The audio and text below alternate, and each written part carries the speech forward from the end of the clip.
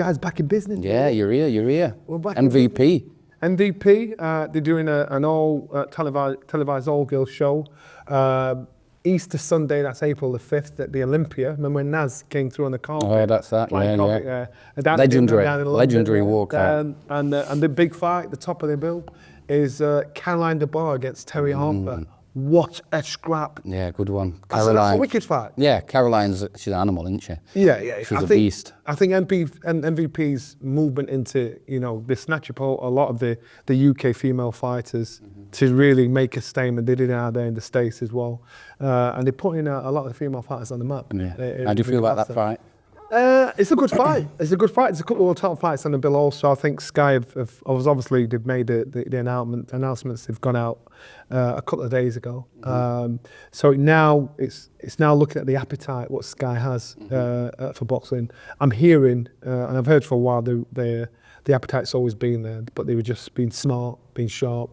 Obviously the relationship with Boxer that finished mid 2025. So I think they're just doing a nice, smart, clever move. I think it's a great move to put the females on female fighters on a great platform, and it's something different. Jake Paul is a character, regardless of what you think of him as a YouTuber that's very brave and stupid, getting in with AJ. Yeah, took it on chin. Great, good shot. Yeah. I think he's he understands the business, he understands the game. And then last week, what did we have? Big Baby Miller against Kingsley. Yeah, that was a good fight. I enjoyed that fight. Did you watch that fight? I saw the fight. It was a good fight, man. It was a good fight. It was just something that just I don't know what it was. There was just something that just got me, man. And I do feel for Baby because he was doing something. I'm like thinking there's something different here. And then what happened? He got his night blocked up. Gone. He got that rib gone. Oh, now listen to me. He's trying to tell us that, I'd put something in my hair. Yeah. And it burned. That man's bald. Yeah. He's one of those guys that's going bald and will not accept it. Yeah. And he's got away with it so far. I think you just got to accept it. He's got to when it's coming your way, it's coming. James Cook, I was doing a show. James Cook, God rest his soul. I was doing a show at York Hall.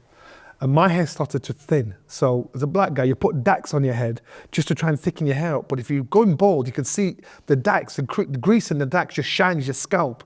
But you can see little blits there. So I'm doing a show. And then as I'm doing the show, looking at the camera, I can feel my phone beeping in my back pocket. So I went to a break, came back. But before we came back, looked at text, James Cook texted me, Johnny, you're going bald, let it go, I can see your scalp. I'm like, oh God, no. You gotta let it go. I was trying to hold on to it, put the phone back and the next day I cut it off, never had hair again. Amazing. Now, Baby Miller, he's bald. He's bald, man, and he got exposed. So now he's trying to say something happened, and So do you think it's been that wig for a while? Yeah, we've seen that wig in fights before. It's been a wig for a while. Same wig. It's been a week. I think we should just go back and look at some old pictures and that. You can get a good fade in now. Yeah, I'm sure you. That's not it. He's been bald from time. Yo, that wig's probably got its own Instagram account like that. I seen Fabio Wardley sat next to this wig. Yeah, Put it at its own front row seat. Yeah, that's what I'm saying. That wig, it's like that little Christmas doll that you get. You keep popping them around left, right, and center. That wig's gonna just turn up in places. Elf on the shelf. Yeah, but Elf on the shelf. But I've seen Baby Miller on so many talk shows now. He was on the Jimmy Kimmel show in America. Yeah. He was on a couple of the really popular podcasts. So for getting his knot blocked off and his hair going all over the place, I think he's. And I think people don't even know that he won the fight.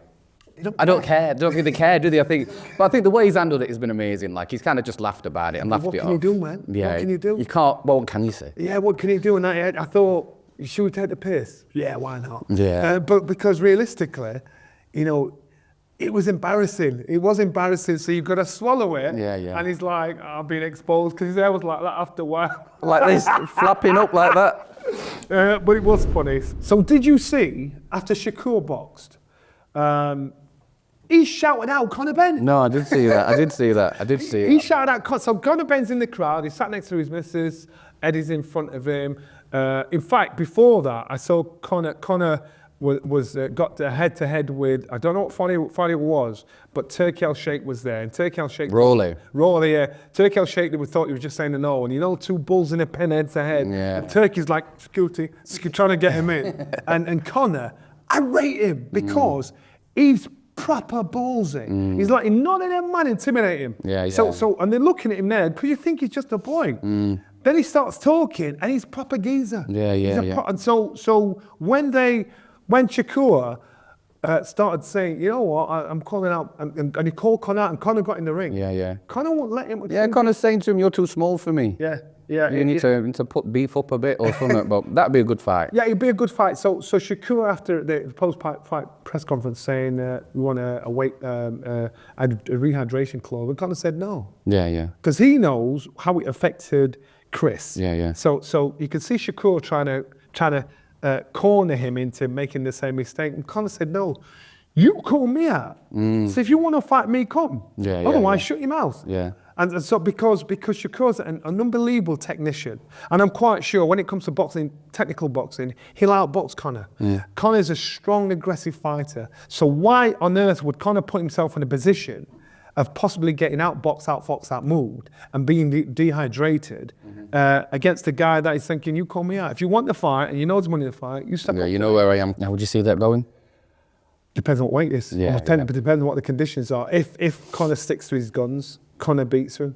Doesn't, as in stick to his guns and contractional wise, this is how much I weigh, you're coming into my world. If Conor decides to try and melt down and stay down there, it's a different story. Don't do it. And before we go, I've just got to touch on, and we've not mentioned it, Anthony Joshua, he put a really heartfelt post out a week or so ago. And I thought it was respectful, it was loving, it was humble, it was thoughtful in regards to what he did. And what he did was he answered questions because everybody's microanalyzing his look, what he's doing, if he's last man, if he's sat on a bike in a gym. And what he did in that is it the message he put out on Instagram. He gave homage and respect to his mates. He was thoughtful and for his mates' family, their families.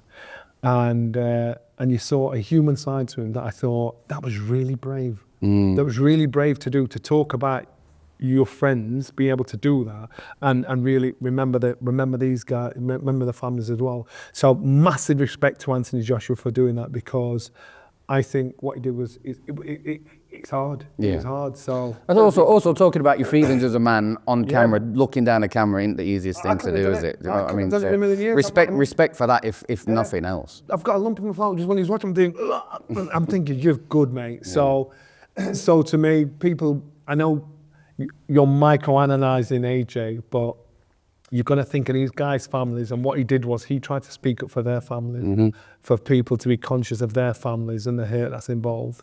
So big respect and big O.